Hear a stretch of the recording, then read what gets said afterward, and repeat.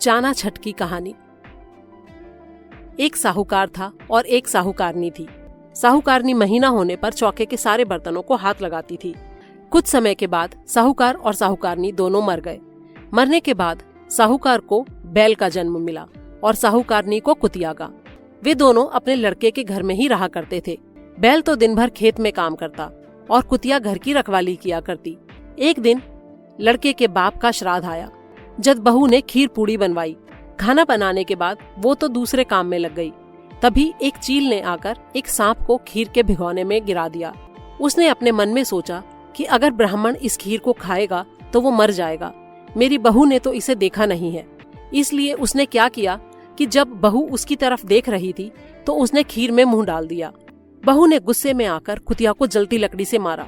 उसकी पीठ की हड्डी टूट गई। उसके बाद बहू ने वो खीर फेंक दी और ब्राह्मण के लिए दूसरी रसोई बनाई। ब्राह्मण के खाना खाकर चले जाने के बाद भी बहू ने गुस्से में आकर कुतिया को कुछ भी खाने को नहीं दिया। रात को कुतिया और बैल दोनों बैठकर बात कर रहे थे। कुतिया बोली, आज तो तुम्हारा श्राद्ध था, तुम्हें तो अच्छा खाने को मिला होगा। मुझे तो आज कुछ भी खाने को नहीं मिला। बहू ने खीर बनाई थी, लेकिन एक चील ने उस खीर में सांप गिरा दिया। बहू ने देखा नहीं, इसलिए मैंने बहू को दिखाकर खीर के बर्तन में मुंह डाल दिया। तब बहू ने गुस्सा होकर मुझे कुछ भी खाने को नहीं दिया और लकड़ी से मारा भी। तब बैल बोला कि आज तो मुझे भी कुछ खाना नहीं मिला और आज मुझसे काम भी बहुत कराया।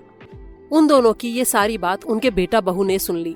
अगले दिन बेटे ने बड़े बड़े पंडितों को बुलाकर पूछा कि मेरे माँ बाप को क्या जन्म मिला है। जब पंडितों ने उसे बताया कि तुम्हारे बाप को बैल का जन्म मिला है और माँ को कुतिया का, तब उन्होंने अपने माँ और बाप को पेट भर खाना खिलाया और पंडित से पूछा कि ये दोनों अपने इस जन्म से कैसे छूट सकते हैं। तब पंडितों ने कहा कि भादवा महीने की छठ को लड़कियां चाना छठ का व्रत करती हैं। कहानी सुनने के बाद वो रात को चांद को अर्घ देती हैं। जब वो अर्घ दें तब इन दोनों को उसके नीचे खड़े कर देना, उससे इनका ये जन्म छूट जाएगा। तुम्हारी माँ महीने से होने के बाद सारे बर्तन छूती थी, इसलिए उनकी ये दशा हुई है। बेटा बहू ने ऐसा ही किया और जब लड़कियों ने अर्घ दिया तब उन्होंने उसके नीचे माँ बाप को खड़ा कर दिया। दोनों की जून छूट गई, दोनों की मोक्ष हो गई। उन्हें वापस से मनुष्य की देह मिल गई। हे चाना छठ माई, जैसे आपने उन दोनों को मोक्ष दी वैसे ही हमें भी देना, सबको देना। कहते सुनते हुंकारा भरते सारे परिवार को देना। गणेश जी की कहानी। एक मेंढक था, एक मेंढकी थी। दोनों सरोवर में रहा करते थे, टर टर किया करते थे। एक दिन मेंढकी ने कहना शुरू किया, जय गणेश जी, जय विनायक जी। तब मेंढक बोला, तू ये क्या बकवास कर रही है?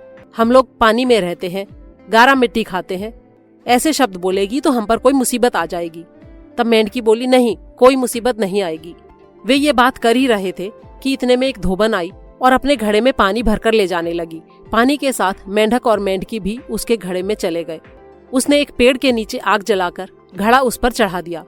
पानी की गर्मी से जब दोनों जलने लगे तो मेंढक बोला, देख, तूने कहा था ना कोई मुसीबत नहीं आएगी, देख मुसीबत आ गई, अब क्या करें?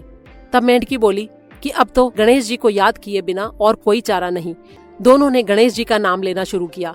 7 बार नाम लिया था कि इतने में पेड़ की एक डाली टूटकर घड़े पर गिर गई और घड़ा फूट गया। दोनों जने वापस सरोवर में चले गए। हे गणेश जी महाराज, जैसे मेंढक मेंढकी की रक्षा की वैसे ही हमारी भी करना। कहते सुनते हुंकारा भरते अपने पूरे परिवार की करना।